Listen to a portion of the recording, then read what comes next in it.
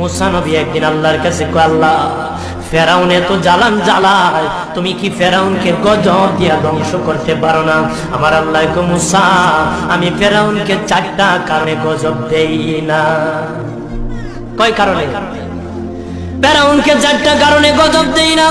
1 নম্বর কারণ হলো রে মুসা, সারাদিন ফেরাউন বলে আমি খোদা, আর রাত যখন হয়ে যায় জঙ্গলে যায় কল্লাম আমি জানি তুমি খোদা, আমি খোদা না, কিন্তু আমারে মানুষ খোদা কইলে ভালো লাগে, খোদা কইলে ভালো লাগে। প্রভু তাই তুমি বিরক্ত হইয়া আমার উপর গজব দিও না। আল্লাহ বলে, মুসা রে ওই ফেরাউনের রাত্রির দুয়ার কারণে আমি আল্লাহ তার উপর গজব দেই না। 2 নম্বর কারণ হলো, আরে মুসা তোমার মুখে দাড়ি, ফেরাউনের মুখে দাড়ি, তোমার পরনে জুব্বা, ফেরাউনের পরনে জুব্বা, তোমার মাথায় পাগড়ি, ফেরাউনের মাথায় পাগড়ি। আমি যদি